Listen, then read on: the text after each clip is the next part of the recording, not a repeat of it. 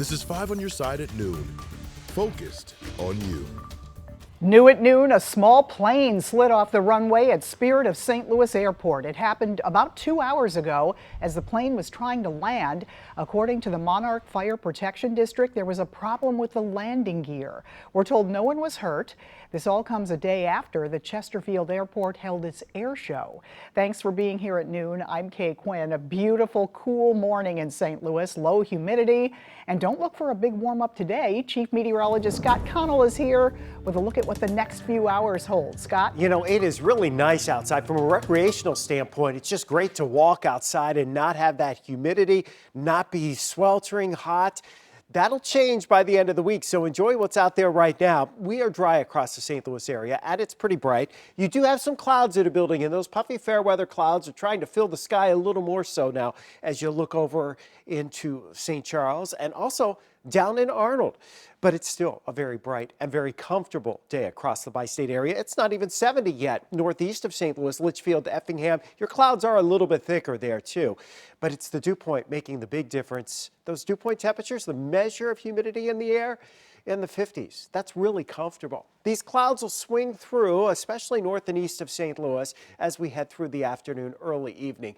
But they don't bring us any substantial weather. It remains very comfortable across the area. In fact, it's comfortable into Wednesday morning, but then the heat will be building into the weekend, and there are limited rain chances over the next few days. We'll get into more of that in a few minutes, Kay. All right, we'll see you then. Thank you so much, Scott. Today, a man is facing charges for attempted kidnapping. A 3-year-old boy was almost snatched from his own backyard in St. Louis over the weekend. Mercedes McKay has the disturbing details and how the mother stopped it. The attempted kidnapping happened on Iron Street, which is near Carondelet Park. 40-year-old Otis Woodard is charged with the attempted kidnapping. Police say a mom was watching her 3-year-old son play in their backyard Saturday when she saw a man trying to lead her son away from the home on her surveillance camera.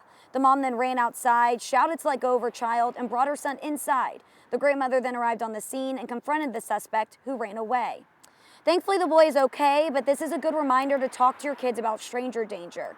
Here's the 5 things you need to do. First, know where your children are at all times. Second, show your kids safe places they can play. Third, explain to your children to trust their instincts. Fourth, make sure your kid knows it's okay to say no to an adult. And finally, encourage your children to play with others. Something else you can teach your kids is no, go, yell, and tell. So if they find themselves in a dangerous situation, they say no, run away as fast as possible, yell as loud as they can, and go and tell a trusted adult immediately. In South St. Louis, Mercedes McKay, 5 on your side.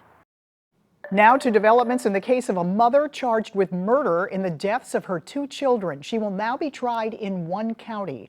Prosecutors in Jefferson and St. Francis counties both charged Ashley Parmley with first-degree murder. They say she admitted to killing her 9-year-old daughter and 2-year-old son just last month. Now the Jefferson County Prosecutor's Office says both charges will be taken up in Jefferson County since that's where the crimes happened. Right now, many around the St. Louis area pushing for peace after another violent weekend in St. Louis City and County. From Friday through Sunday, 9 people were shot in 6 separate shootings. 2 of them died. The violence happened during National Wear Orange weekend. Across the country, thousands wore orange to raise awareness of efforts to stop gun violence. Activists here in St. Louis are hoping for a different future for our region. We have to have hope that one day when you Google St. Louis, violence will not be the first thing that comes up. We have to have hope that there is a future where gun violence is not the leading cause of death for youth in the United States. The National Wear Orange Weekend movement has been around since 2013. 6 hours from now, University City leaders will decide whether to renovate 2 older buildings that used to house the police department and courts. 5 on your side's Nyman Palmer explains the overdue efforts to get those updates underway.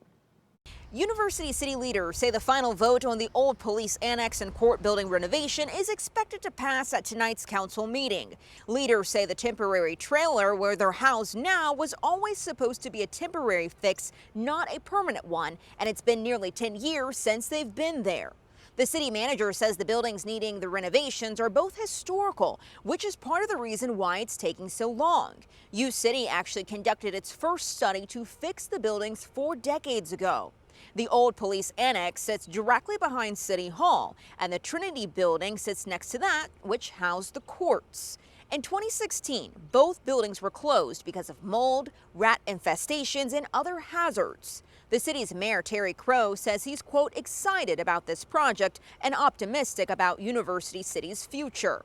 The price tag of the renovations is about $22 million, but the city manager says the price tag gets more costly with each yearly delay. As the project has been delayed and delayed and delayed, the cost has increased and increased and increased. So I believe that the mayor and council recognize the urgency based upon the cost of the project, that it will continue to increase. Tonight's meeting will be at 6:30, and if the final vote is successful, renovations could start immediately, with the final project being complete by 2026. U City officials say they'll be using current revenue for the cost of this project, so it won't cost anything extra for taxpayers. Reporting in University City, Diamond Palmer, 5 on your side. The future of 3 St. Charles County libraries will remain in limbo a little longer after the board delayed a vote on closing the branches. It had been scheduled for June 18th. In May, library leadership said financial concerns led to the proposal, which would include dozens of layoffs. Now, the board plans to set up listening sessions to get more feedback from the community and library staff.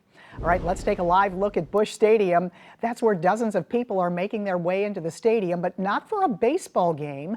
Minutes ago, the Cardinals kicked off their 21st annual blood drive. You can stop by Busch Stadium along with all 22 American Red Cross locations to donate blood.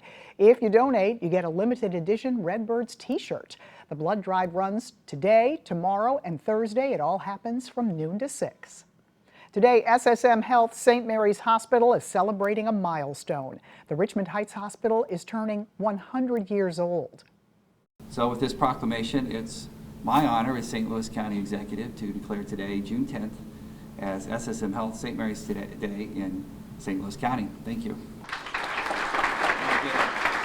Several St. Louis County and hospital leaders honored the hospital as it hit the century mark. They opened a 50-year-old time capsule stuffed with hospital equipment, brain, liver, and lung scans, and old architectural plans for the hospital. Coming up, an attempt to stop smoking. The new program aimed at teens kicking the habit. Vacationing to Florida, the warning from officials after 2 shark attacks over the weekend.